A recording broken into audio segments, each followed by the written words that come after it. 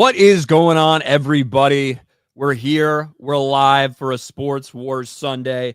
A couple minutes late, but we're here. Different background, but we're here. This is the time of the year where there's NFL games seemingly every fucking day. The college football playoff experiment is finally started, and interesting results last night. But one thing is clear. Everyone's watching that, and no one's watching the fucking NBA. That has become evident with some of the numbers that we're seeing. But Beardo, what's going on, man? How you doing? Nothing much. Yeah, I completely forgot that there was NFL games on yesterday. I was able to catch the end of the Chiefs game though, and then also there was a big fight yesterday that almost nobody knew about because they didn't promote it all that well. But Tyson Fury and Alexander Usyk fought yesterday, the rematch, and it was a great fucking fight, man.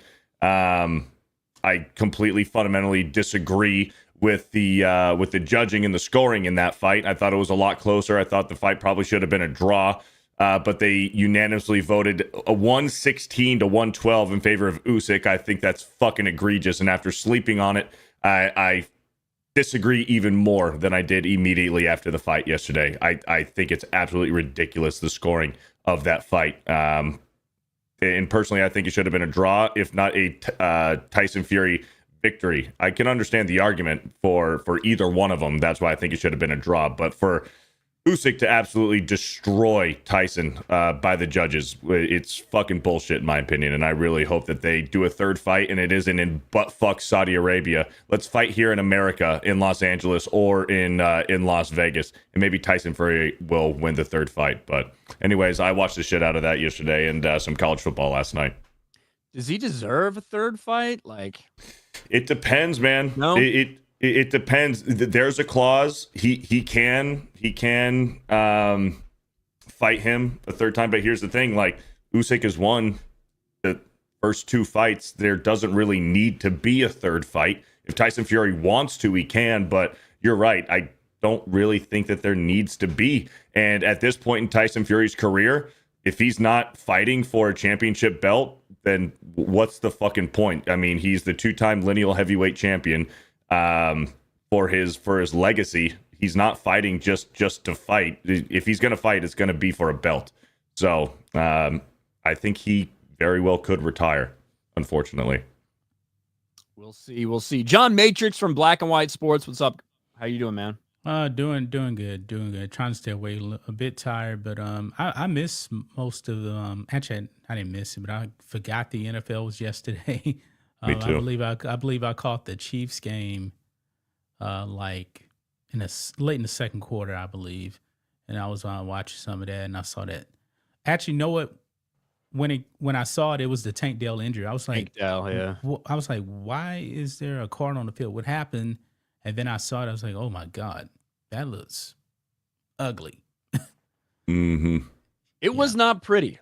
It was not pretty. We're actually going to go over it. We're going to show it to you. And like they didn't want to show it on the fucking game cast for some reason. They just wanted to show everybody crying, but they didn't want to actually show the fucking injury. But yes, we did have games yesterday. We had Baltimore Ravens and Pittsburgh Steelers. And that game was, fairly competitive most of the time. Kind of got away from them in the fourth quarter after that pick six by Russell Wilson. But we also had Kansas City and the Houston Texans. The Kansas City Chiefs, 8-0 at home now. I think that means officially they're going to go undefeated because I think their last two games are road games. But they continue to find ways. They already have a loss. They have a loss. Say that again? They lost to the Bills, remember? I said undefeated at home. Oh, okay. Yeah. They're undefeated at home this year with that 8-0 record. And you can see not exactly incredible high-powered performance, but people were wondering, Patrick Mahomes coming off an ankle injury, how he was gonna look. He looked fucking fine to me. He was running. Yeah, I think he ran in their first touchdown of the game with an 18-yard rush or something. He looked fine to me. But one of the big things coming out of this game was that injury to Tank Dell. Already having, Nico Collins was hurt for a large portion of the season. Tank Dell didn't look like himself starting the season after the bad injury he had last year. Worked really hard to come back from that. Stephon Diggs, torn ACL. It's going to be a while before they see Tank Dell back in action based on what we saw yesterday. and you got to feel bad for his teammate. CJ Stroud, this happened. CJ Stroud kind of rolled to the right, extended the play a little bit, maybe a little bit of a scramble drill for these guys, and both of them thought they could get their hands on it. Tank Dell did get his hands on it, somehow held on, but his teammate right here, in the same way Patrick Mahomes took out Rashee Rice. Mm-hmm. Here we go. We don't need the audio for it here. So you can tell, obviously, his teammate dives right into the knee as it's coming down and planting. Tank Dell did hold on. This was still a touchdown, but you really can't tell from that angle how bad it was. You're like, oh, man, okay, he grabs for his knee, but okay. You see that kneecap. That does look bad. But what about from this angle right here? This is the angle that really shows you the damage in the aftermath. As this leg starts to come around. Mm-hmm. Oh. And you see, there's something there doesn't look right. As his foot is kind of facing the wrong direction, as the knees collapsed, as something is poking out. They did say they think it's a dislocated kneecap for sure. Certainly looked like the leg could potentially be dislocated as well. I don't know if we've got an official update from that. I got a better view on it. Yeah, let's see your view. CJ Stroud was like in tears, inconsolable.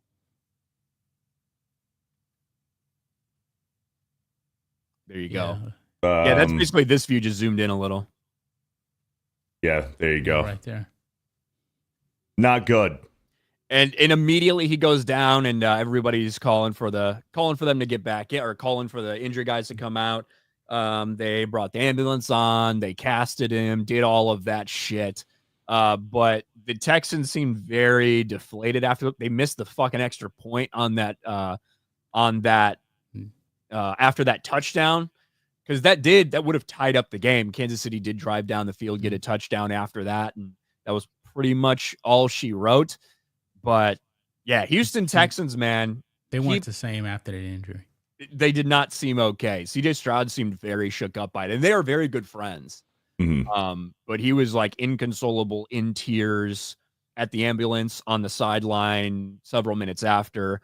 But yeah, Houston Texans, listen, I think a lot of us thought that maybe the Texans were going to like take a big step forward this year. They seem to have regressed a little bit, and they have been dealing with injuries. They've been dealing with inconsistencies here and there. Joe Mixon missed some games. Nico Collins missed some games. Stephon Diggs, who they thought they'd have, he's gone for the season. Now Tank Dell clearly gone for the season. And he missed some time in the middle of the year too. Yes, probably. Mm-hmm. So, and this is after Tank Dell fights back from, a bad injury last year. Mm-hmm. So you got to feel for him in general after doing all that. Now, no, it's back over again. You're going to have to restart this process again to do this all over again. But I wouldn't be scared of the Houston Texans in the playoffs. No. We haven't seen that from them this year at all. They're a good team, but they have clearly regressed. CJ Stroud is not playing like he did last year. What did he have? 2 pits in this game, if I'm not mistaken? He did. 2 TDs and 2 pits, I believe. Not the same. They're still good. Yes. They can win a playoff game, but probably not more than that. It depends, man, because the AFC is still, those 3 wild card spots are still wide open, except for maybe the Ravens. The Ravens are going to secure one. The Ravens. It depends. With their win yesterday, the Ravens did clinch a playoff appearance. Yeah. Yeah, so whoever gets second place in the North, whether it's the Steelers or the Ravens, they're for sure in. And then the other 2 spots, it's still kind of wide open, especially with San Diego or the LA Chargers beating the Broncos. There's still wide open spot for some teams in the hunt to get that 7th wild card spot. I mean, to me, there's going to be a lot that needs to happen for the playoff picture to change in the AFC. So right now, right, AFC wise, right, Kansas City's clinched, Buffalo's clinched. The Steelers and Ravens have clinched playoff spots, but these could flip flop potentially who wins the division versus who gets in that first wild that wild card spot. Texans clinched their division. Chargers and Broncos right here, both at 9-6. Chargers came back and won that game in a very convincing fashion yesterday or on Thursday. That was a Thursday night game. Mhm. But I mean, look at the difference. A lot has to go right for these teams to fucking make the playoffs. Right. These 6 and 8 teams who are down 2 games, like Mhm. a lot has to go right for them. So I feel like this is the way. This is the AFC playoff picture, and I think I'd be shocked if anything changed from this. Yeah. Other than maybe flipping around a couple spots. Man, the Bills look so good, man. Josh Allen, even in the loss, man, what did he have? 6 total touchdowns. That dude is playing insane right now. Well, they lost against the Rams. They lost against the Rams. He had that like 6 touchdown game. Touchdowns and then they won against and then won against the Lions last week. Yeah. And I'm seeing reports that Josh Allen has been playing with a broken left hand nearly all year. Really? Yeah. Let me see if I can find any official sources on that. But we were talking about it this morning on Game On that Josh Allen has been playing with a broken left hand. That's crazy. They look so good though. And the Lions, man, they're dealing with some injuries now, man. And then you go to the NFC, and the NFC, yeah, you're right. Lions are dealing with a lot of shit. Lions and Eagles obviously vying for that number 1 spot. Still a lot of undecided things here, undetermined things. Tampa Bay Buccaneers right now in leading the NFC South, Los Angeles Rams, NFC West. But obviously, when you look at the West, the Seahawks are still in the mix. The Cardinals potentially still could be in the mix. Even the 49ers still not eliminated from playoff contention. The Cowboys too, man. Yeah, I don't exactly. think we're going to make it though. We ain't going to make it, I think. But overall, I actually think that I think this is the way that it's going to end for them as well. In the NFC, could these spots flip around a little bit? Maybe, but I do think Tampa Bay is going to win the South. I think the Rams are going to win the West, and I'd be shocked if the Commanders dropped out of wild card position. I do know they have one more game against the Eagles, right? So they're playing the Eagles today. So they're playing the Eagles. Then they got Falcons, Cowboys. Both of those, I think, are obviously very winnable games for them. They're probably going to lose to the Eagles, but we'll make those picks today at some point. I did want to talk about, we'll get to super chats in a second, but I did, because also with this game, there was a call that became very controversial. Oh my gosh, the referees. Oh my God, I can't believe they did this. I haven't seen it. Yeah, you know why? Why you haven't seen it, but you've heard about it? Because if you'd actually fucking seen it and know what you're talking about, you realize it wasn't a bad call at all. It's the right call, and a lot of these people are fucking paid to generate this for engagement. Instead of a fumble return for a touchdown by the Texans, this is ruled an incomplete pass and roughing the passer. So this is the play. We can even slow it down a little bit here. Can we slow it down to maybe half speed on this already slowed down? This is Patrick Mahomes. By the way, this ball has already started to move forward. It starts moving forward about here and comes to here. Then he gets hit. Oh, that's clearly ball moves forward. It's a forward pass. Yeah.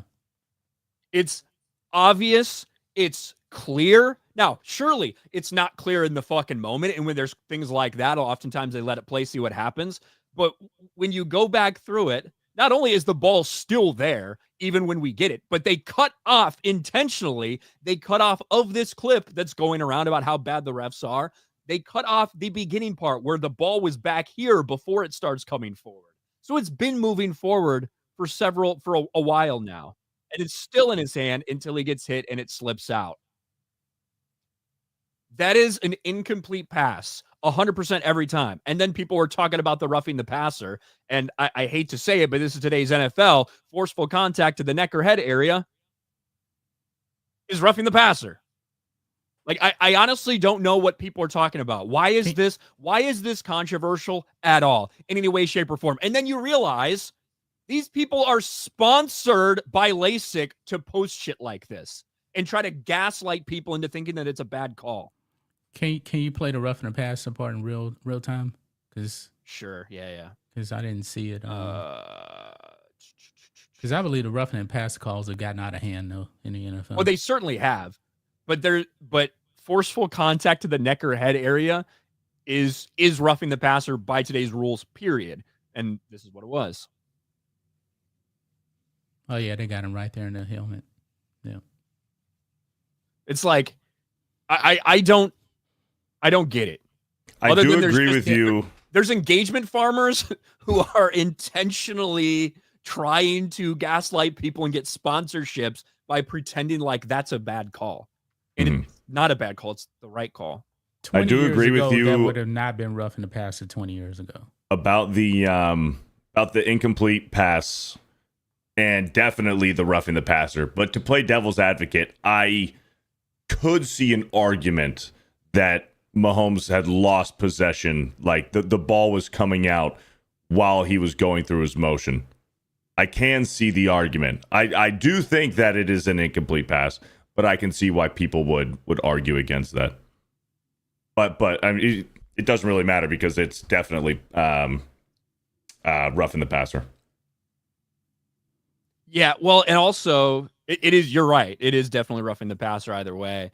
But here's an even different one here, right? So this one you actually see. So you obviously can't see technically when he's starting, but you can see a little bit before they played. And I'll even slow it down more. Like the ball is moving forward here. The ball's moving forward. And he doesn't get hit till there and starts to lose it there. You can literally see when he's losing it possession of it. You can literally see when it happens. But we have seen this be called both ways. We have seen in the NFL this be called a fumble. We have seen it. Absolutely. Not when it's this fucking clear that you have possession, that the ball's moving forward, because he doesn't get hit till then. Like, it's not like he just fucking dropped it. He got hit. There's a reason this happened. Mm-hmm. And you can see when he gets contacted and hit is when the ball moves like that. It is a forward pass. It's so clear and definitive. Obviously, it's going to get overturned. It's a forward pass. Yes, it is. And it just pisses me off how fucking retarded some people are to get gaslight by these accounts constantly, over and over again, when they show you the right call. And thank God there's at least some people in the replies that aren't retarded, but they're getting sponsored. They're getting sponsored to do this because they know that people will fucking eat it up because they're retarded and don't know football. Like, it's crazy. I hope the Chiefs get eliminated. Well, they're going to get a fucking bye. I hope they get eliminated in the first round of the fucking playoffs, so I don't have to hear a goddamn thing about people and the Chiefs and the refs and like retarded stories the entire course of the playoffs. Hope they get fucking obliterated and it's done. Yeah, they more than likely will lose. I think the first round that they play. If you look at Patrick Mahomes passing the ball in this game, he wasn't that impressive. Again, no, it was like 260 yards. He was like 5.5 yards per attempt, maybe close to 6. Yeah, I don't. I think. I mean, it wasn't a great game or anything. No, it wasn't a great game. They did what they had to win. It's not like he 3 picks or something like that. He still makes plays when he has to, but man, he's honestly, let's be real, he's been off in a regular season for the past 2 years. I think one of the bigger things for them, they got Hollywood Brown. I think he played his first game in this one. That's going to be a potential weapon for them. Obviously, Hopkins is fitting in fine now. Xavier Worthy, they're getting him in the mix more. I think he had like 10 targets yesterday, maybe 7 catches, unless I'm mistaken. So they are starting to get some of these weapons going. But yeah, they just have not been the same offensive team we've been used to expecting. Somebody called me a hater. I'm years. telling the truth about Patrick Mahomes. He has not been playing up to Patrick Mahomes' standards. Yeah, he won the Super Bowl last year. But if you look at him the past 2 seasons, he has not been Patrick Mahomes. He's been a lesser version. Still good. I'm just telling the truth. Yeah, I think some people are be like, I can't believe what we're seeing this year. And it's like, if you guys remember last year, this was the same conversation we had last year. Yeah, remember he got exactly the same conversation we had last year. Embarrassed on Offense Christmas is struggling, defense is carrying them. The difference is by this time last year, it seemed like they had started to get things together. Yeah, it's not getting better now. Yeah. But all right, let's get to some of these super chats. Zenny Biscuit for $20. Zenny Biscuit's our resident horse racing aficionado. Let's go. RIP 2010 two-year champion Uncle Mo. In 2011, he was the Derby favorite, but he was scratched and retired from racing. He's the reason I like Mike Rapole, Mo's owner. Uncle Mo is 16, 48 in horse years. Wow. RIP Uncle Mo. Shout out. RIP Uncle Mo. What I hope a he had life. a nice life of just coming a bunch and a bunch Hell of yeah. a bunch of horses for money. Hell yeah. Nothing wrong with that. Thank you, Zenny Biscuit. Mick Walsh, happy Christmas to you all. 100% Ultra MAGA. Thank you, Mick. Hail. Dom H gives 5 memberships. Thank you, Dom H.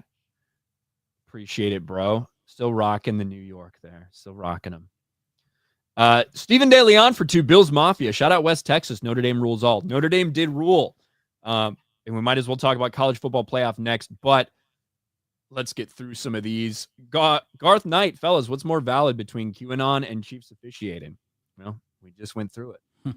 But thank you, Garth. Mick Walsh, Broncos and Chargers can secure with Cincinnati and Miami losses. Yeah, exactly. Like, if Cincinnati doesn't win and Miami doesn't win, they are locked in at that wild card. Chris Coran, let's fucking go Bucks. Beat them Cowgirls, says Chris Coran. Raven and Writing Desk for 5. Merry Christmas, boys. Love your stream. This chat's amazing. I wish you the best of everything in the new year. Thank you. Thank you, Raven and Writing Desk. Ryan, Seahawks versus Bears in 4 days. Honestly, if the game is in Seattle, you have a better chance. We're currently 3-5 at home, 1-5 or 5-1 on the road. Yeah, I can't wait. It's gonna be right after we play the Lions again. B Chain. The problem is NFL refs are part-time employees. Have to remember a rulebook the size of Texas and still enforce calls at game speed. The NFL loves controversies. This won't fix it. Merry Christmas. Merry Christmas, B Chain. And yeah, I mean, there are terrible, horrible calls in every fucking game. There's terrible calls in a Jaguars-Giants game. There's terrible calls in an Eagles-Ravens game. There's terrible calls in a Steelers-Chiefs. Like, that just is what it is. It's part of the game. But, people are only paid to promote it one way, apparently. Make sure we're caught up on Rumble as well. All right, Jose Contreras. Jose Contreras for $1. Last week, I was 12-3. So on the season, I'm 137-63. John was 13-2. He's 94 for 48 this year. And Beardo was also 12-3, 121-79. Merry Christmas, guys. Look at that. I've basically got this shit locked up. All right. Pretty much. I could go 0-16. I made a decent comeback. You did. The first several weeks, it was really bad for you. Yeah, not good. I was negative like for the first 6 weeks of the season. Yeah. Well, I think maybe the first week or two, you had like a really bad. And obviously, so much of us don't know what's going on. It's hard to predict in the first week in projecting those. Yeah. Yeah.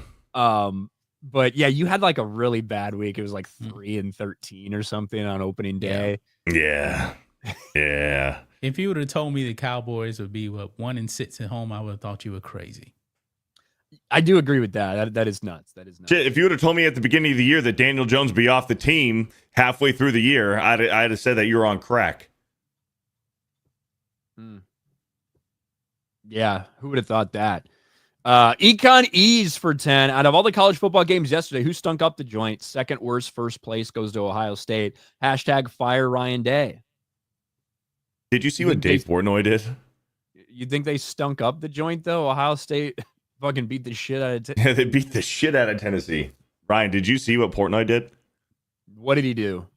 He bought a plane and a banner and flew a banner over Ohio State that said extend Ryan Day. Oh, yes.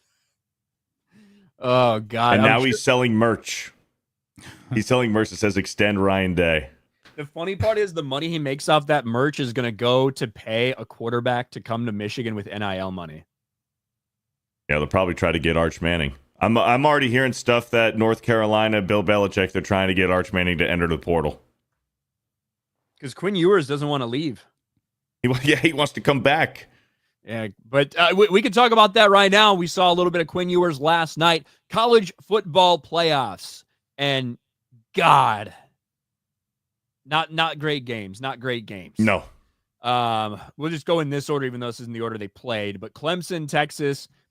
Texas handles them, fairly easily. Not as big of a blowout as some of these other ones, certainly. But, Clemson, obviously, only reason they got in was because they ended up winning last second in that ACC championship against SMU. Nobody expected them to be there, but they got that automatic bid, so they made it as the last seed.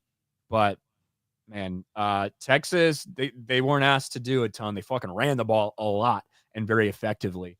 But, it's not like Quinn Ewers was asked to go out there and have a fucking 400-yard passing game. But they pretty much handled Clemson. Mm-hmm. And with all these blowouts this weekend, is this an argument for a 8-team playoff? Go back to a 4-team playoff? Did they mess up with the seeding? Should Alabama be in the playoff? That's what people are going to be asking. Is 12 teams too much? Should it be 8 teams? Well, the problem with that, listen, if just Clemson, because Clemson got blown out, we know Clemson got blown out. If just Clemson and SMU had got blown out, and SMU did get blown out by Penn State, it was 28-0 at one point. I think the first half ended 28-0 in this game.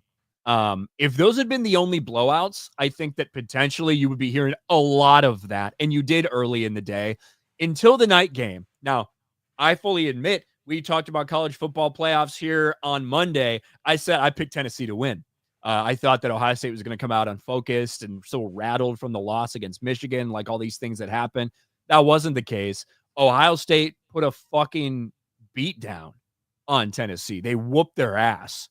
Mm-hmm. So that's the problem. It's like you can cry all you want about, hey, Alabama and Ole Miss or whatever, but the team in the SEC that nobody had any questions about, that was going to get in there ahead of you, period, either way, also got the shit kicked out of them by the number 8 team in the college football playoff.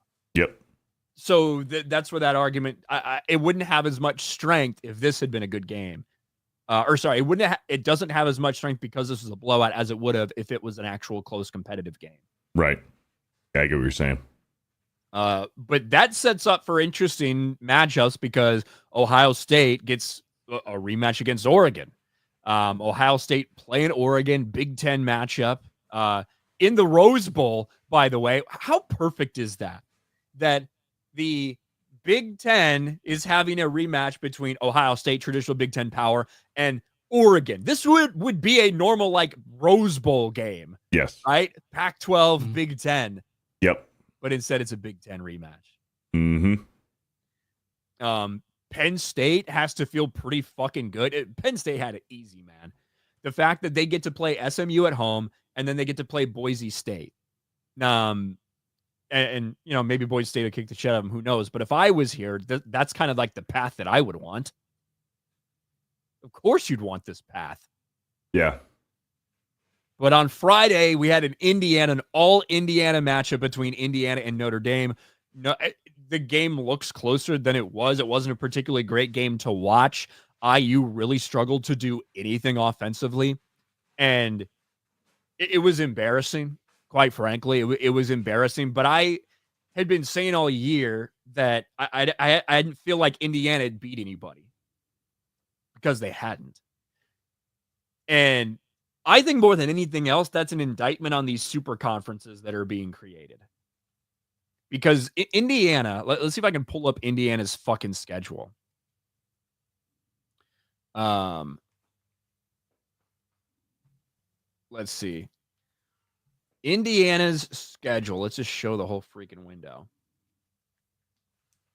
So this year, they played FIU, Western Illinois. God, I'm sorry. UCLA. What's UCLA's record this year? Do you know offhand, Beardo? They didn't win much. Let's see. They finished 5-7. Ooh. Okay. Charlotte, Maryland, Northwestern, Nebraska. I think Nebraska, did they become bowl eligible? Whoops, wrong one. Nebraska 6-6. Congratulations. Yep. Bowl eligible Nebraska. Washington. Now Washington has been very good over the past couple of years. How was Washington this year? 6-6. Okay. They didn't beat a team that's over fucking 500. Yikes. Except for Michigan. Michigan is the one team. Michigan finished at 7-5. That is the best win on their resume. Right? But this is just, it just so happens that they have a fucking easy ass schedule. You know what I mean? Like, that's the type of schedule when you now have 20 teams in the fucking Big Ten, that every once in a while people are going to get handed. And they got handed a fucking cake schedule, including Purdue, the worst Purdue team that's ever fucking existed, a 1-win Purdue team. They never beat anybody. Yeah. And they made it a college football playoff. Mm-hmm. But I don't know. Which of these games do you guys get to check out? Ohio State and Tennessee last night. And then, what was the game before? The Clemson and Texas. I caught both of those games. I think I saw a little bit of Clemson and Texas. I was kind of like just doing stuff on my phone and the TV was on. I wasn't paying too much attention. I'm interested in the Notre Dame, Georgia, because we saw 2 weeks ago Carson Beck had some type of elbow injury, and he could not fucking throw the ball. He could not throw the ball. Even when the backup got injured and Carson Beck had to go back in, he didn't throw the ball. He was just handing it off. I'm interested to see. I checked out Carson Beck. He says he's active. There's no injury report for Georgia for Carson Beck. So I'm interested to see what his if he's going to be limited, what their game plan is going to be. Says he's active, but man, that injury did not look good for Carson Beck a few weeks ago. So that'll be interesting to see. I mean, regardless, even when Carson Beck is fully healthy, 100%, he's not a very good quarterback. So I don't think he's playing. Like, you don't think he's starting? It says he's active. I don't think he's gonna play. Like, okay. It might be one of those things where it's a little bit of gamesmanship from them, you know. But okay, like the fact that a couple days ago, essentially everyone was speculating he's probably going to miss the entire college football playoff, I would just be shocked. But I don't know. It's not like Carson Beck has a chance to do anything else with his fucking arm after this, so maybe he will just fucking let it ride. But yeah, you're right. Carson Beck is not. It's not like he's been great when he's there anyway. But, and of course, you had a lot of people say, oh, now that he's injured, does that mean Georgia shouldn't be in the college football playoff? These FSU guys who are still holding on to what happened last year. If FSU had won maybe fucking 6 or 7 games this year, maybe you can have the argument, but FSU was fucking awful this year. So it just looked even worse. So they were begging to be in it last year. Mm-hmm. But Texas, Arizona State. That's going to be a good game. It should be a good game. Arizona State's a team with a lot of fucking energy and swagger in a way. And their fucking coach brings a lot of that as well. That's going to be a big time game. I'm excited to watch this game. Yeah, me too. And all the pressures, even though like you got the 5 and the 4, it's not typical 5 and 4. Texas is under all of the pressure in this. Where I think Arizona State's going to come out playing pretty free. But yeah, that's what we got going on New Year's Day. Well, Exciting, New Year's man. Eve for Penn State, Boise State, but then New Year's Day for all these other games. So Great another slate. fucking 2-week break. That's wild, man. That's wild. Another 2-week break in between. But yeah, it definitely has a lot of people talking, though, because these games were not good. And hey, should we really be seeding based on this? Should we be seeding based on first round or conference championship? Should we be seeding based on like legitimately what we think? I don't fucking know. I would say forget about the conference championships. Just go by the 12 best teams. I like that too. These automatic bids, man, ridiculous. That's how Alabama got shafted. Alabama didn't get shafted. Alabama lost 3 the games this year, and they lost games when they were like 17 and 24-point favorites. Okay, so but they had a great win though because they beat Georgia. We said but they let Georgia back into that game. Yeah, they did late. But we said this in the lead up, and we were talking about that selection show, like SMU and Alabama. Alabama had more impressive wins, but they also had horrific losses.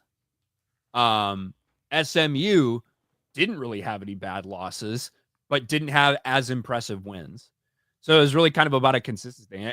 Alabama, don't go in and lose that game to fucking Oklahoma the way you did. You'd be in. Mm-hmm. Like, that was it. Yep. Of course, Ole Miss is going to have their thing too, but the problem is I don't want to take away conference championships. I do think those should still matter. I do think those should still be meaningful. Well, Notre Dame isn't even in a conference. And this is why they're ineligible for a first round bye. Yeah, that's why they didn't get a bye.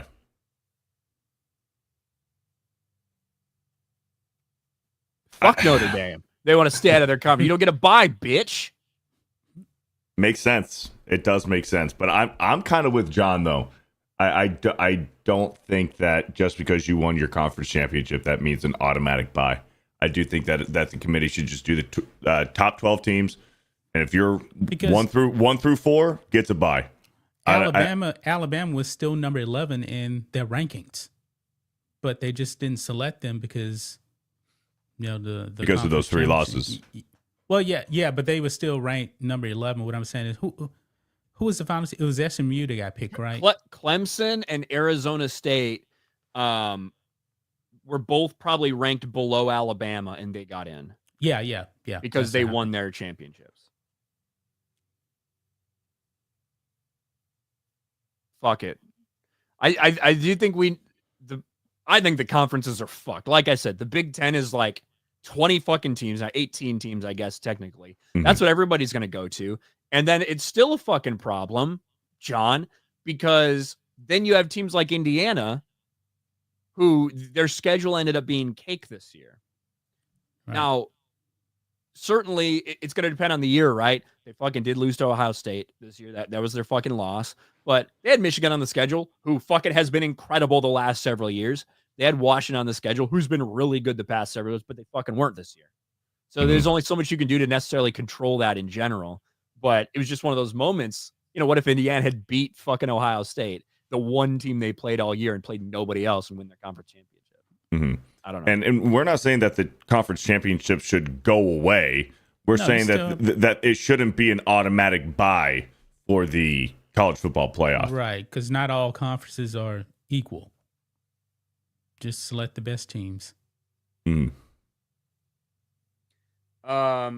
Taker for $2. NFL refs have been missing calls since 199. True. Literally. True. Literally. B-Chain for $5. It's almost like this week it's painfully obvious after 4 weeks which teams are good and which were awful, except the Bears. Thank you, B-Chain. And the Giants. You didn't know the Giants were bad? Dude, the Giants have been bad since 2013. Yeah, they've been since they won that last Super Bowl in 2012. They haven't been that great. We've won the NFC East 1 time in the last 10 years. And that was when they went down to Miami. They took the stupid boat picture, and we've been cursed ever since. Cursed. Yep. I believe that was Odell's rookie year or maybe sophomore season. We won the NFC East, took that stupid boat picture, and it's just never been the same. I forgot that started off so much of the shit. Yep, we've been cursed, man. We've been fucking cursed. I don't know. I'm trying to remember. We Maybe might have won. Finally retire. I think Odell has to retire before the curse is over. Odell's a fucking bum. He's a trying to fucking sign with bum. somebody right now, right? Because he got released from Miami. Yeah, he begged the Dolphins to release him. They fucking did because he wasn't doing jack shit with them anyways. And now he's probably going to try to sign with the Bills or the Chiefs and ring chase again, get another Super Bowl ring, and I don't fucking know. Probably ask his girlfriend to shit on his chest again. Yeah, that was fucking weird shit, dude. Yeah, that was actually weird. Odell's a weird fucking dude. Well, since we're talking fucking NFL, we do have an NBA topic to talk about. We might as well talk about this week's matchups, since we're already so NFL heavy right now and football heavy. We can start off with this game right here. The Giants and the Falcons. And you guys obviously are trying to lose at this point. You want to lose at this point. But you're going up against Michael Penix Jr. Yep. Making his first start for the Atlanta Falcons. Mm-hmm. And I got to admit, I didn't think that this was going to be a thing that happened after, I don't know, say the first 7 or 8 games of the season. Because I think Kirk was bad in his first start with Atlanta. Clearly his maybe not doing well coming off the injury, but it didn't take too long before he started ramping it up. He had the big 500-yard game, and he looked solid. The team looked solid. Mm-hmm. Past 5 weeks has been brutal for him. Brutal, absolutely horrible. Yeah, Michael Penix starting today. I think we looked at a stat this morning. Rookie quarterbacks in their first start, when favored by 7 or more points, are 0-8 all time. Against the spread or in general? Now that I couldn't tell you. Well, that's kind of important, right? I know. I'm trying to remember. More than likely it was probably against the spread, but I can't remember exactly where, because Will brought up the stat. Regardless, I don't even fucking know who's starting for the Giants today, if it's Drew Lock or if it's going to be who's the other, Tim Boyle. I don't know if it's going to be Tim Boyle or Drew Lock today. I don't know if the Giants have made that clear. Honestly, we probably have a better shot with Tim Boyle, but I don't want to fucking win. But I also don't think that the Falcons are going to beat us by 10 points.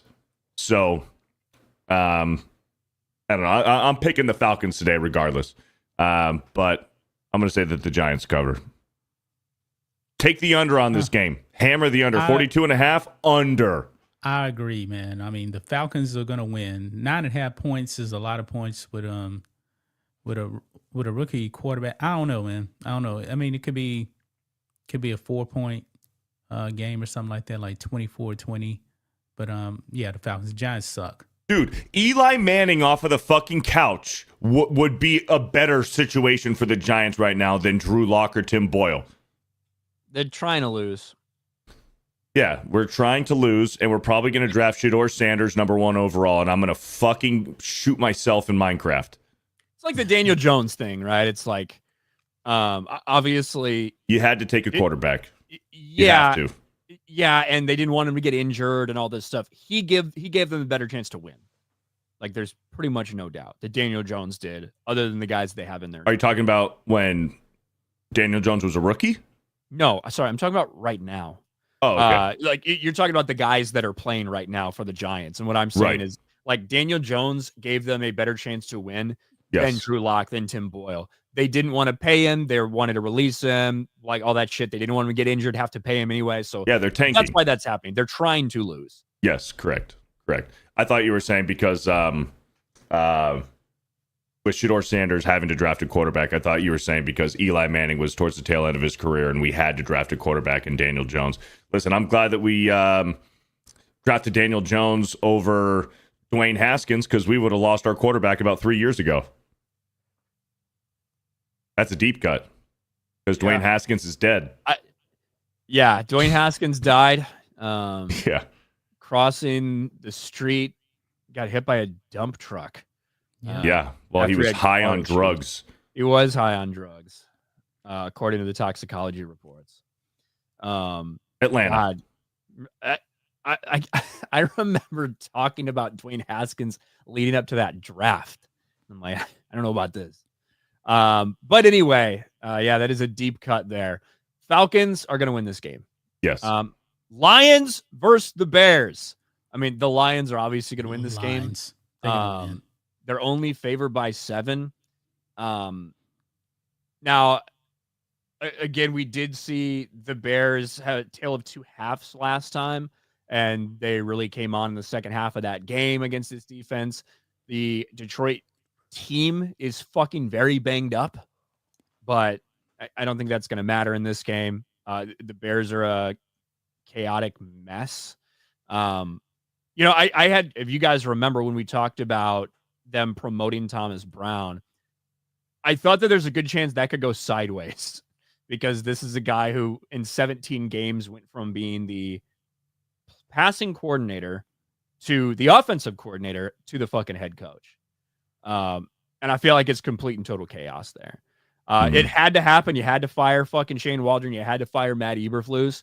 But you do not have a leadership structure at all when it comes to this team. And Ryan Pace, who's a former offensive lineman who came in and said he wanted to focus on fixing the trenches, hasn't done that. Those are the Bears' two of their weakest points, are offensive defensive line, especially that fucking offensive line. Troy Aikman's fucking high ass on Monday Night Football. Troy Aikman is one of the biggest dumbasses in the fucking universe, dude. Yes, he is. But he was fucking high as shit. Clearly high as fuck during the broadcast. Troy Aikman, who played behind arguably one of the best offensive lines in the history of football. He says, listen, I've been very upfront about this, that despite the Bears' offensive line issues, yeah, there's certainly sacks that are on Caleb Williams. Obviously, when you take 60, there's going to be them that are. But also the offensive line has been horrendous and shit. And Troy Aikman says, well, these sacks are a quarterback stat. You don't want to get sacked. You just won't get sacked. You can't blame anybody for that. And right after he says that, and Joe Buck nods along like a fucking goddamn retard, the starting left tackle, who, again, we had a lot of injuries, a lot of people filled in. The starting left tackle, who for some reason, Ryan Pace decided he wanted to use a 3rd-round draft pick on a tackle who went to Yale. To fucking Yale. Hell See yeah. a lot of competitive football up there, don't you? Up in fucking Yale. Smash mouth football in the Ivy League. Aside from fucking bankers and accountants and lawyers and shit.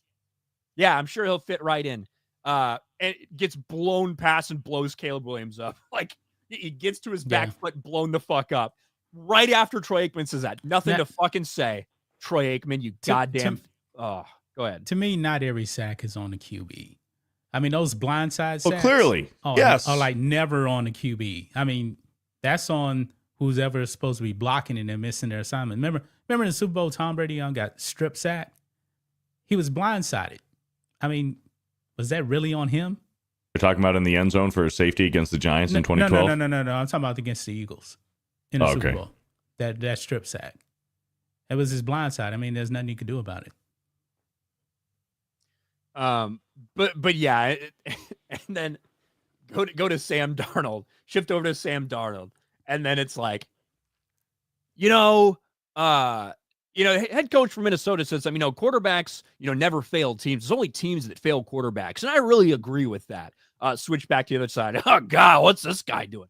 Like Troy Aikman, I want him to fucking kill himself. Troy Aikman should jump out of the fucking box and kill yourself, you bitch. Man. Look, go ahead and look at Troy Aikman's stats from his first couple years. Look at Troy Aikman's stats from his best years of his career. A dude who threw for like 180 touchdowns and 160 picks in his career. Yeah, I agree with you. Hey, those first couple of years, and that Cowboys team was awful. Troy Aikman should not be in the Hall of Fame. What? Joe Namath should not be in the Hall of Fame. Dude. But Eli Manning should be? First ballot. And he's going to. You mean to tell me you would take Eli Manning over Troy Aikman? Every single fucking day of the week. No. Every day of the week. No. You know that Eli's going to be first ballot. He's the only quarterback on this year's ballot. He should be in the Hall of Fame anyway. He was a mediocre quarterback for his time. Eli Manning's going to be first ballot. He shouldn't be. Eli Manning is going to be first ballot. He is going to be first ballot. Like, a lot of it has to do with the name on the back of his jersey. Established, right? When it comes to Super Bowls, when it comes to It's the two Super Bowls. It's the two Super Bowls against the Patriots. That's why Eli's getting in. But he was still He belongs in the Hall of Fame more than Joe Namath does. Joe Namath was pretty much fucking ass except for 1 year. Super Bowl 3. Joe Namath threw more interceptions than touchdowns in his career. But also during that era, there was quite a few quarterbacks that threw more interceptions than touchdowns.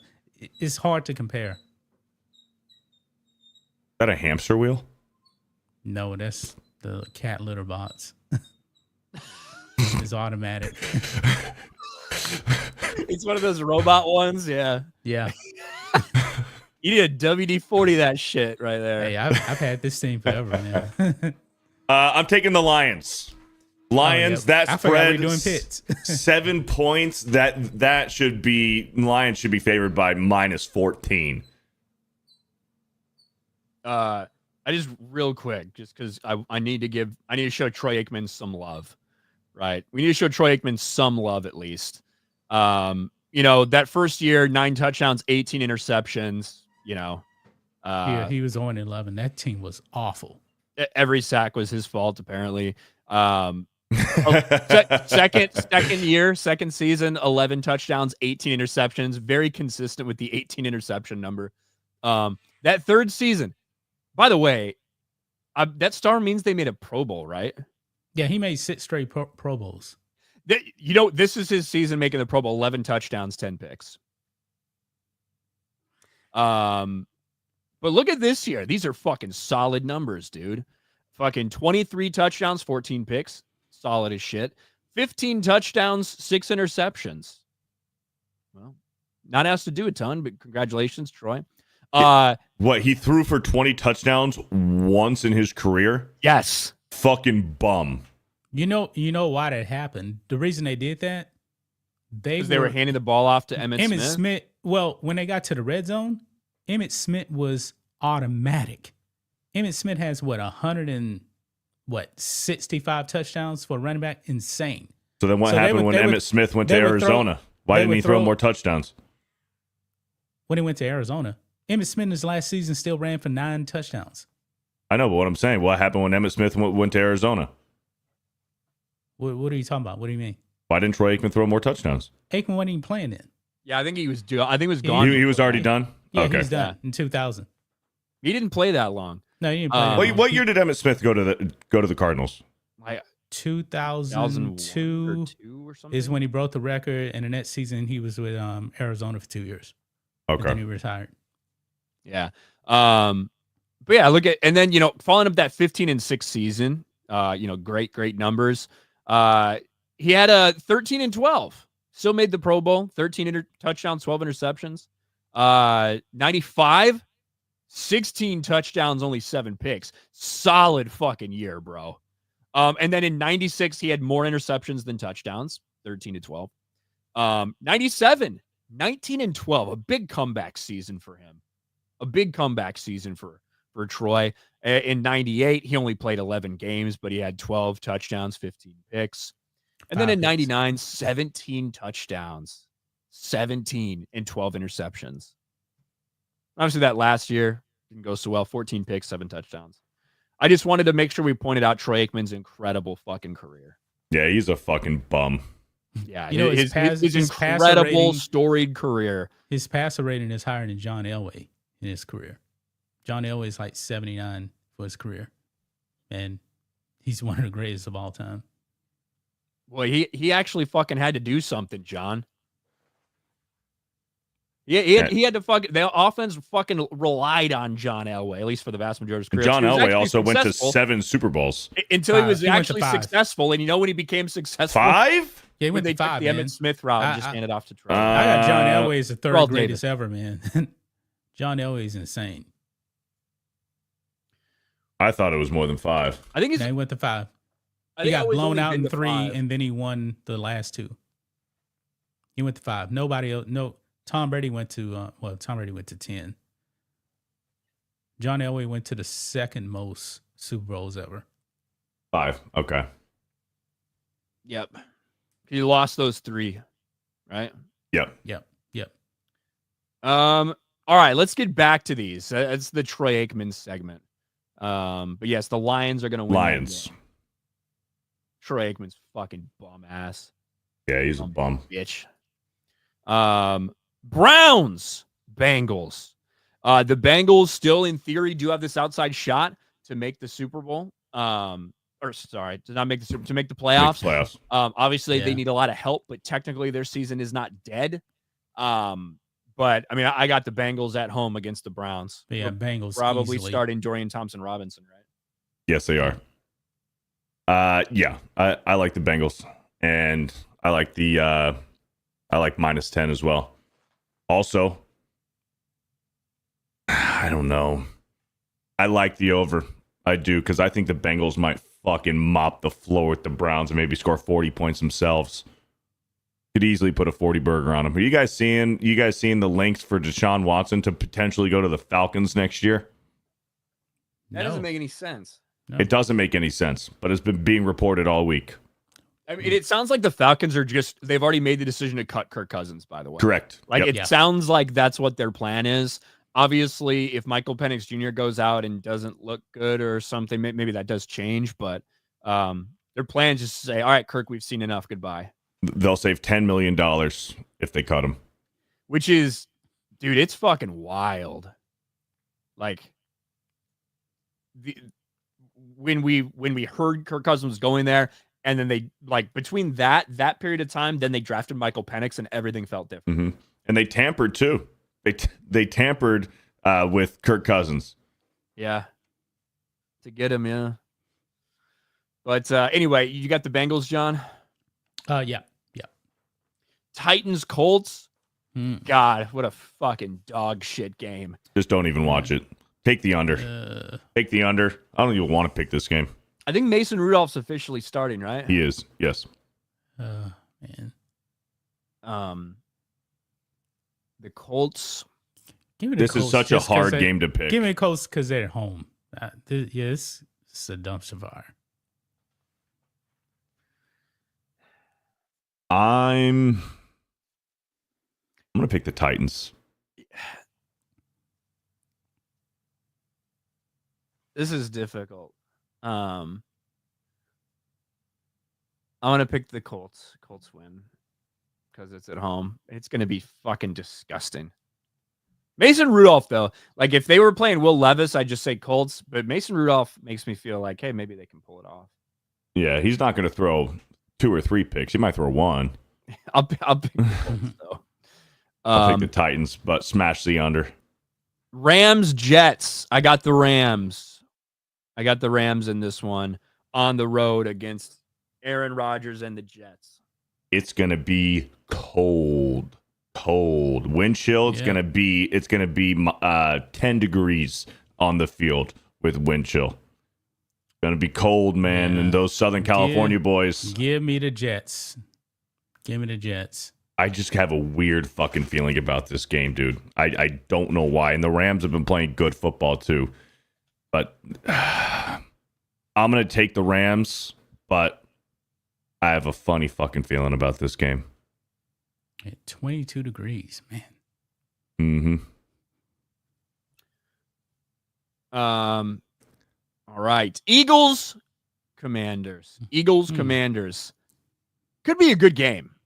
Yeah. Could be a great game. Could be a really good game. I think the Eagles are gonna handle it. Probably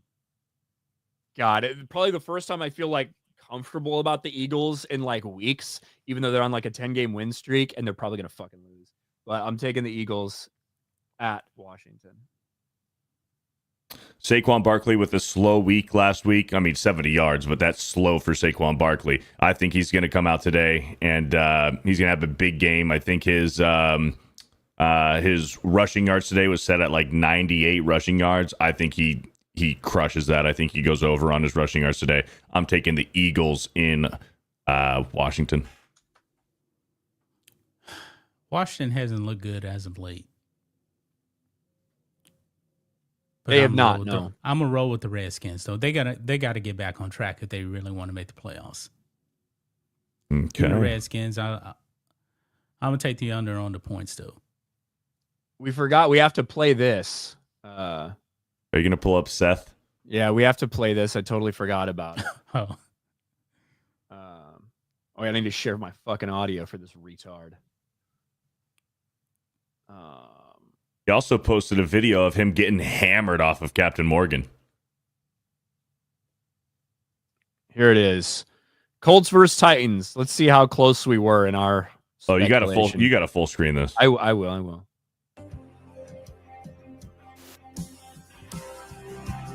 He posted it like this. This goddamn retard. This is our Colts. This is our team. We bleed blue. This is our Colts. Whether win or lose, we love them. For the shoe, beat the Titans. Let's show them we're the real big threats. This is our team. Go Colts. So I have some problems with this. They're playing Mason Rudolph. Christmas is in a few days. That was the perfect opportunity for him to do the little catchphrase with Rudolph the Red-Nosed Reindeer. Let's show him who the real big threat is. Come on, Seth. You could do better than that because you know damn well that neither the Colts or the Titans are a big threat, Seth. Come on. It's Christmas. Mason Rudolph. Do something about the fucking reindeer. This dude is fucking trash, bro. I love him. Like the fact that this dude is getting to go to the Super Bowl for free for just being a retard is wild. I love the kid, man. He's inspiring. I also yeah, look at that inspiring picture. Dude, he's a stud, man. You see the beginning of the video, him jumping around? He's athleticism, bro. Showing some movement. I think all this is fake, bro. Like it's a joke. Like this is not a real. He's fucking trolling everybody, right? Like that's what this is. I don't think so. It's a fucking troll, bro. Look at this picture. It's a troll. He's not a troll. He's just that autistic. He's not a troll, man. He's not. You got to watch the video of him getting hammered on the Captain Morgan. Scroll up. All right. So look at the haircut. Morgan Rum. You can really see the tism on full display in this video. I think we have strawberry banana rum. Daiquiri. Yeah, go daiquiri. Yeah, cool. All right. And wait, where'd you get this rum from? NFL Fan of the Year. Oh, that's right. You're the fan of the year. Oh yeah, I didn't forget. I'm still alive. Hopefully, I won't die after having rum. God save my soul. Dude, Seth could drink us all under the table, dude. Yeah, why? Does Definitely. fucking having autism and mental drinking. retardation accelerate the liver process or something? Hey like, guys, what do we mean? Now that I had the rum, I'm gonna have the rum strawberry banana. Daiquiri. Yep. I can't fucking watch it. Let's show more a real big threat. Like that's all you get. Not it was weak. It was one of his weaker weeks. He wasn't on. He wasn't on this week. Show him who the real big threat. Come on, Seth. We expect more from you. Dude is fucking trash. Cardinals Panthers.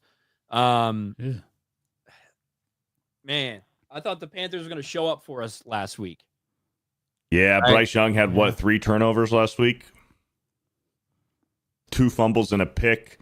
I like James Conner over on his rushing yards today. I also like the under, but give me the Cardinals. Yeah, give me the Cardinals too. I'm taking the Cardinals. It is on the road. I don't know the status of Call of Duty Black Ops, double XP or anything, but no, there's nothing going on right now. I mean, the Cardinals have a lot to play for. They're still in the hunt. So yes. Vikings Seahawks. Is Geno playing in this game? I don't know. Let me see. I'm looking right now. I figure he is. I figure he's going to play. Let's see. He is not on the Seahawks injury report. So he's playing. Okay. He's playing. We'll see how mobile he is. It doesn't matter. The Seahawks suck at home. Geno Smith is a fucking bum. Give me Minnesota. Yeah, Minnesota's good. I'm taking Minnesota. Give me the Vikings. Patriots, Bills. Move on. Bills. Yeah, I'm taking the Bills. Hot takes or anything? Yeah, but Bills. I'm taking the Bills. Jesus fucking Christ. Jaguars, Raiders. Oh, Mac God. Jones balling out. You know what? I'm taking the Jags. Oh, I'm taking the Jags too. I'm taking the Jags also. Mac Take Jones the is under. like, fuck your plans to tank. All right. Yeah. I'm Mac Jones, baby. This is Yeah. what I do. I'm He's gonna Mac go out there and throw Jones. for like 2 touchdowns, 2 interceptions. Yeah. convinced me. He'll throw a touchdown and 2 picks. Doug Peterson is coaching for his life. He's coaching for his job at this point. He's probably still going to get fired. I don't think he should. I think Doug Peterson is a good coach. But unfortunately, that's just the situation. It's the business. I'm taking the Jags. All right, I'm gonna take the Jazz too. But I don't. Man, it's tough game to pick. It's man, both teams just trash. 49ers and Dolphins. This is a very interesting game. It is. It's a matchup of disappointing seasons that are desperately trying to keep their hopes alive. One with a little more butt sex than the other. 49ers, the San Francisco 49ers go into Miami to play the Dolphins. So Mike McDaniels, Dolphins don't beat teams. No, sorry. They don't lose to teams with a losing record. Although this 49ers team, it's a little different story. It's a little different. It's a little different. This one's tough, though. It's so fucking hard for me to pick this game. I think I'm going to take Miami, though. Give me the Dolphins. Yeah. I want to look at this really quick. Tyreek Hill questionable. Yeah, Tyreek Hill's questionable. Jalen Waddle's looks like he's good to go. Fuck, man.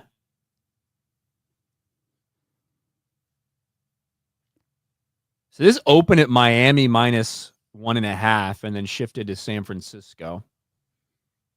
That's a fucking tough game. You know what? Give me the Miami Dolphins. Miami Dolphins. Fuck the Niners. I fucking hate Tua too, but fuck the 49ers. Let's go Dolphins. Buccaneers, Cowboys. Imagine if the Cowboys were good. This would be a hell of a fucking game. I don't know. Yeah. I don't know how Tampa isn't favored by at least 6.5. I think Tampa's going to blow them the fuck out. So the Cowboys defense has played much better recently. Yes. The offense has actually looked better as well now that Dak Prescott's not there. I'm taking the Buccaneers in this game. 100%. Oh yeah. But, yeah, I think the it's going Cowboys to be are a playing way fucking better than blowout. they were earlier this year. I'm taking the Bucks. Give me the Cowboys just because I don't want to see us go 1-7 at home. But I don't have any confidence in us actually winning this game. And I think we got a Monday night game, Saints Packers. I got the Packers. Gross. Spencer Rattler starting for the Saints. Spencer Rattler almost came back and fucking beat the Commanders, bro. Yeah, but the Packers are a lot better than the Redskins. Give me the Packers. I agree. I think the Saints cover, though. 14 points, that's a lot of fucking points. I think the Saints cover. Yeah, it is. It is a lot of points. We didn't talk about this game at all. I mean, we did a little bit, but the Ravens beat the Steelers. It got out of hand in the fourth quarter after a pick six, I believe. And it was actually a crazy scenario. I want to go actually and show like all the plays, full play-by-play, because there was like a couple plays. Let me look. Russell Wilson with some terrible turnovers. I mean, the fumble is a fucking great play. It was a great play, fumble. yeah. This interception was bad by Russell. But you had this, right? You had the Steelers go for it on 4th and 6 at the Baltimore 45, right? So you had a turnover on downs in the middle of the field. And then Derrick Henry fucking went on a big run where I thought he was going to fucking bust the thing and go, but he runs for 44 yards, gets him down in the red zone, and you're thinking, okay, this is it now. Fuck. Lamar Jackson and the Baltimore Ravens, they're going to, just score and it's going to be over. And then it got picked in the red zone, picked by Minkah Fitzpatrick and returns it. And then immediately, almost, they ran one play with Najee Harris, and then Russell Wilson throws a pick six. And that was pretty much right there when it's game's out of hand. But very close to back-to-back interceptions for them. But yeah, did not look great for the Pittsburgh Steelers, certainly. That fumble near the goal line. This is it, actually, right? Oh, wait, no, that's the pick six. I want to see Russell Wilson. It was a good run. It was a good run. Great play. It's a good run for an old man, dude. Yeah, he just got the ball knocked out damn near at the goal line. Russell Wilson got ahead of himself, and he's like, fuck, I'm going to take this shit, and I don't care what it takes. And you had a Ravens player come make a really good play, pop the fucking ball out at like the 5-yard line. That was a big momentum changer in the game for sure. For sure. All right. Chris Curran for 2. Giants need to win this, Beardo and Dom H. Why? For Atlanta, because he's a Bucs fan in the NFC South. It's not going to happen. B-Chain, second most national championships of all time. Go Yale. Haven't won since 1927, but who's counting? Harvard is lame and gay, by the way. I also wouldn't draft a offensive tackle from Harvard. You know? Now, maybe like a center or something like that, right? But okay. But bro, a fucking offensive tackle? Yeah. Come on. John's cat thinks that was a shit take. Actually, what happened in real time. Taker for 5. Ryan, did you see Le'Veon Bell's tweet on Caleb? He shows Caleb his painted nails and pink phone and says, y'all thought he'd be good. The discourse surrounding that shit is absolutely like wild to me. Like, and I think truly not the thing, but kind of Caleb Williams in general. Oh, and I think that Monday night game with the way Troy Aikman and Joe Buck were talking, I think that goes a long way because most people don't actually watch these games. Most people just fucking watch the nationally televised game in their game if they care about it, and they see a couple fucking highlights. Troy Aikman was fucking insanely off base with almost everything he said the other night.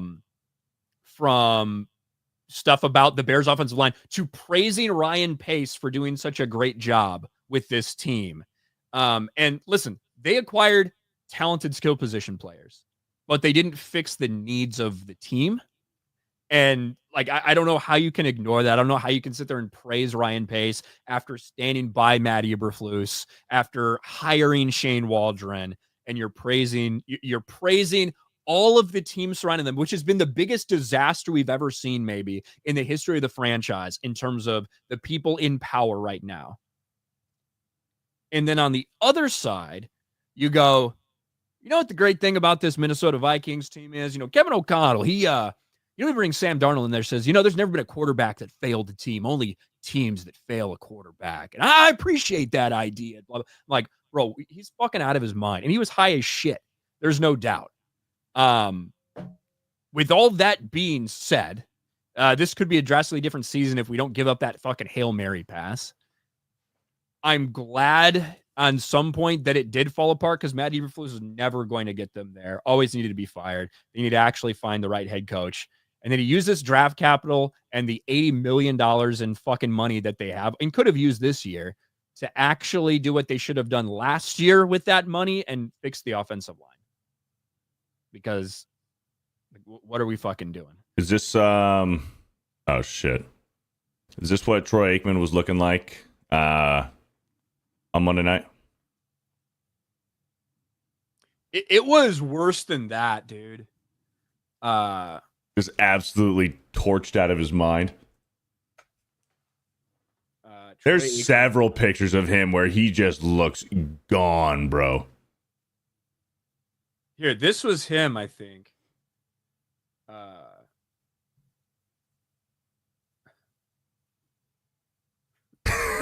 That was him on Monday night. His eyes are bloodshot. Yeah, this is him on Monday night. He was high as fuck. Eye drops, bro. Come on. He was high as shit. But anyway, all right, where the fuck did we go? Let's see. Aikman said he could outrun Jameis. I don't even care about that. Merry Christmas and happy holidays, the rest of you heathens. Go Pack Go, and the Bears still suck. They do suck. They do suck. All right. We got to talk a little bit before we go because we have gone through all that stuff. But we got to briefly mention at least the NBA. If I can find the right... here it is. Finally. Like, where the hell did it go? I knew I had this tab open somewhere at least. Okay. So we have been talking about for a long time the disconnect between the NBA and their fans. We saw it hit next level during the bubble when they went Black Lives Matter on the floor, activist phrases as their jersey names, all of this stuff. They lost normal everyday Americans. And it's been a problem in the NBA for a while. People have increasingly been tuning out. We've been saying that on this channel. John, you guys have been saying that on Black and White Sports for years and years and years. Well, apparently, finally, the mainstream media has woken up to this reality as well. Mainstream media finally agrees with Outkick. The NBA ratings cannot be defended. And they are bad right now. They're down year to year. Once again, they're down nearly 50% over the past decade or so. And there's honestly a lot of reasons behind it. One is the style of play. Two are the people that are being pushed, and the fact that a lot of these guys, people are tired of seeing some of these names who are now past the prime of their careers. The fact that identity politics was so closely associated with the NBA during this time frame. The fact that everyone's just jacking up threes. But interestingly enough, Magic Johnson said this as well. He blames NBA rating decline on stars yucking it up. They don't hate each other. All these people being friendly, switching teams, no real fucking rivalries like that. There's a lot of reasons why the NBA is down. And you can point to a lot of them, but they all add up to the reality, which is what we've been saying for a long time. The NBA is in trouble and have been in trouble. LeBron was never going to fucking save them. And certainly getting so political wasn't going to save them. And now they're facing the truth. Adam Silver refuses to admit that it's the product itself, wants to blame everything else. But the NBA is in shambles, and finally the mainstream media has been forced to admit this too. Yeah, I've been saying that the NBA has a problem with the three-point shot since like 2018. When I watched the Rockets and Warriors in the Western Conference Finals and the Rockets missed 27 straight threes and didn't have a plan B, I was like, this is not good. Then 2019 comes along. This was right before the BLM stuff, Daryl Morey, China. I said, man, this is getting really, really boring to watch just from the style of play. And then we already know about the BLM stuff and LeBron James, NBA canceling games on Election Day. I was like, I'm out. I can't do this anymore. Then I went back. I think a style of play is a huge reason behind it, like you're talking about. And if it was just the threes, it'd be one thing, but also the defensive energy that seemingly isn't there. The fact that the biggest stars in the game are constantly taking days off to manage their load. The fact that a lot of these big stars are past their prime, well past their prime. And the fact that some of the up-and-comers, some of the best players in the league, like Luka Doncic and Nikola Jokic, they're not Americans in general, right? So there's not going to be as much of a following surrounding those players sometimes, depending on their personalities. I think it's a lot of different things rolled up, but you can't get away from the one thing that definitely is within their control, and all these athletes getting so inherently fucking political and it being jammed down your throat. And this fucking cuck being the one behind so much of it in Adam Silver. This dude is a bitch. He always has been a bitch. He always will be a bitch. And now the NBA is struggling because they just signed a big new deal. And get this, people with this new deal the NBA signed, these places like, Disney or Amazon Prime, whatever, they're paying 3 times more for a viewer of the NBA than they are for the NFL. That's not sustainable. That is not sustainable at all. They way overpaid for this new rights that the NBA had when it was up because there was a bidding war. And the ratings are worse than they ever have been. And it like, you can't not pay attention to this. You have to pay attention to this, especially if you're part of one of these media brands. But finally, everyone else is catching up to the reality that we have been talking about for a long time, and it can't be ignored any longer. Another thing that I want to see that's going to be a telltale sign for the NBA.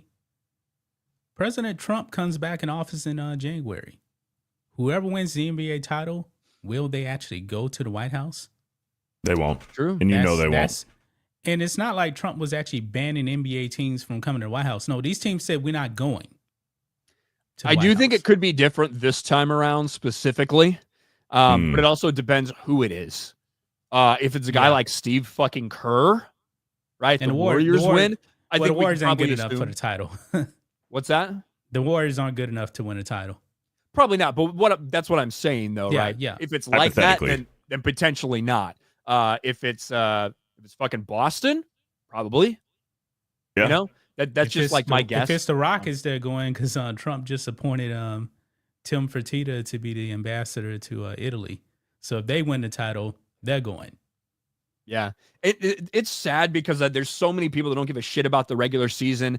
The NBA Cup was this way to try to get people interested. As a result, ratings are still worse than they've ever been. Playoff basketball, playoff NBA basketball, I actually still really enjoy because it matters and everyone's fucking trying and people aren't taking days off and people are taking it very seriously. And I think that product is good.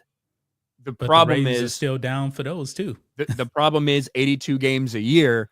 That's not the case. And you're not drawing people into these storylines when you have a product that people don't want to watch when it comes playoff time. You know what I mean? Mm-hmm. So it is what it is. All right. Last couple super chats. This is our Giants. This is our team. We hate them. Thank you, Taker. Dumb. The fact the NBA treated the midseason tournament like a team winning a championship is a joke. Had a trophy presentation, everything, shaking my head. Hey, yeah, shout out to the Bucks though. They refused to celebrate with champagne and all that other stuff. NBA just wasted money on that. Yeah, that was funny. They refused to treat it the same way the Lakers did. So I don't think there's going to be a big official banner unveiling for them. No, that's not going to happen. I lost interest in the NBA after Jordan retired, and then when no one could beat the Lakers. I hated the Lakers, still do. I mean, they three-peated, but then people beat them. And Shaq left town. Yeah, including that team with fucking Karl Malone and Gary Payton. Yep. They got beat. Taker for 2. In-season tourney ends in mid-December. What the fuck, Silver? Yeah, it's not exactly mid-season. It's more like a beginning of the season tournament. Yeah.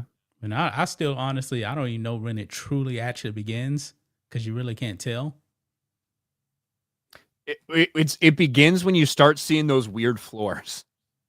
When you start seeing those weird fucking floors, that's when those games are NBA Cup games. To me, it's just a regular season. Yeah. I mean, it all matters for the regular season, but yeah, it's fucking weird. Yeah, because you have different groups, and then the winners of those groups, it's kind of like fucking World Cup is basically how they're doing it. Do you know what I mean? Yeah. But anyway, let me check Rumble, make sure we're good over there. We are good over on Rumble. We're about 3 minutes to the start of the NFL games today, guys. We appreciate you hanging out. Beardo, you got anything going on? Nope, nothing much. Monday evening quarterback tomorrow night, and that's pretty much it. Just watching football. There you go. What about you, John? Oh, nothing, about to go and eat and watch some football. And Merry Christmas, everybody. Won't be seeing you guys for Christmas on Wednesday. So Merry Christmas. Yep. Merry Christmas, John. Merry Christmas to everybody out there too. We'll see you tomorrow for Monday evening quarterback. Little from Funkhauser, in-season tourneys are a European thing. Yeah, well, we're in America. We got enough fucking European players over here now.